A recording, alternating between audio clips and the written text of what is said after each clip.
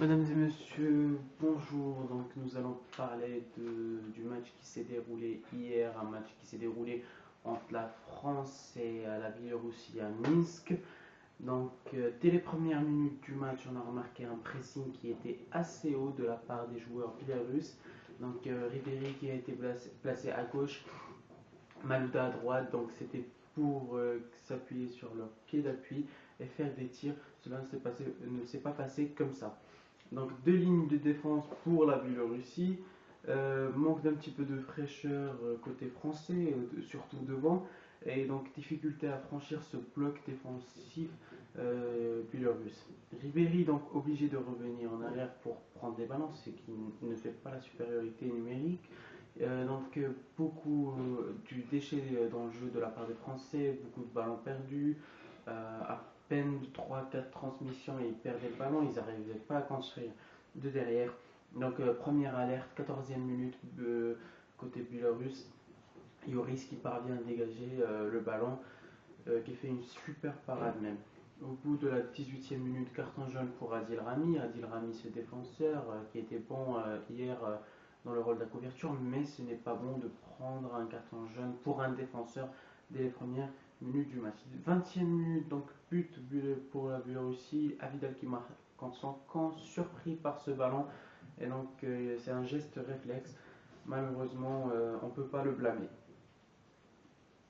2 minutes plus tard, la France ne se laisse pas faire sur une action formidable entre Malouda, Sania, Malouda. Sania qui centrait Benzema à la remise pour Malouda qui ouvre son plat du pied pour marquer. Donc la remise de Benzema a tout fait.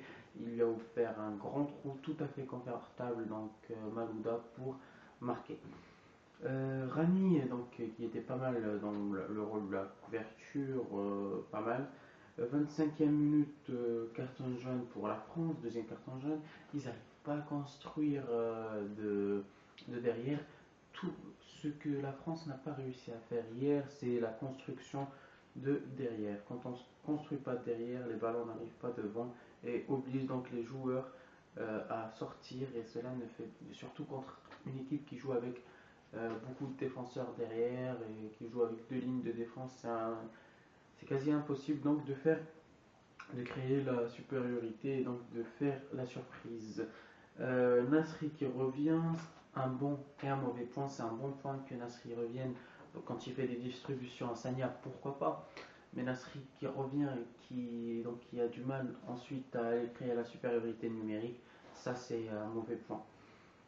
La France prend les dessus, elle gagne les duels, des petites touches, du mouvement, mais c'est les dernières 5 minutes du match et sans résultat. On a vu aussi que les Français étaient supérieurs physiquement, ils n'ont pas su profiter de cet atout. Donc deuxième mi-temps, l'entraîneur biélorusse a dit à son équipe d'attaquer, et ça s'est produit sur le terrain. Donc dès les premières minutes, il ne se laisse pas faire les Biélorusses, il relâche rien, il lâche rien, il ne se relâche pas. Voilà, l'utilisation du ballon est toujours mauvaise.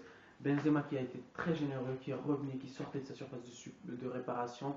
Il a été peut-être un petit peu lent, des fois il a été rapide, il n'a pas été dans le bon tempo du match, malgré sa générosité, mais il a fait beaucoup de bien, c'est vrai, quand il sortait. 50e minute, 57e minute, pardon, pas de polémique là-dessus, il y a hors-jeu.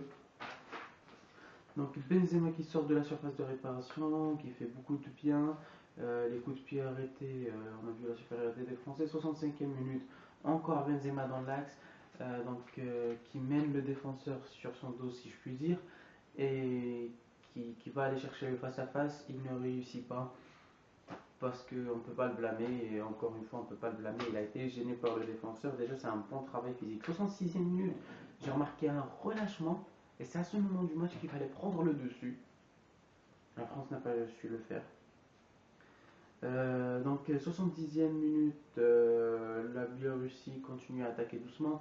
Vu le match qu'ils ont donné, c'est tout à fait normal.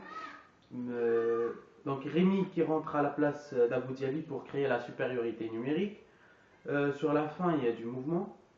Rémi qui joue mal le face-à-face, qui va déranger le défenseur, mais qui va chercher le face-à-face, il se bat tant bien que mal. il va chercher le face-à-face, il le joue très très mal, il aurait dû piquer le ballon. La France continue à y croire, 84e minute, il prépare des attaques, il joue, malheureusement c'est venu très très tard dans le match. La France qui continue à y croire, il commence à s'installer dans le camp adverse, 2 minutes de temps additionnel que l'arbitre a donné, qui ne changeront rien du tout à ce match. La France sort avec le moins de dégâts possible et donc est toujours première de son groupe, deuxième ça a vu la Russie.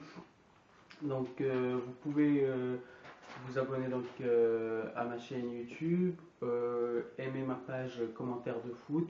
Ce soir, il y aura une analyse pour le match Maroc-Algérie, un match qui va se dérouler à Marrakech.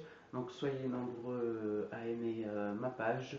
Merci à vous et merci pour tous ceux qui soutiennent. Et j'ai vu qu'il y avait des gens que je ne connaissais pas sur ma page, donc ça me fait plaisir et continuez à donner vos conseils, vos critiques positives. Donc voilà, et n'oubliez pas que commentaire de foot, c'est le foot, et puis c'est tout.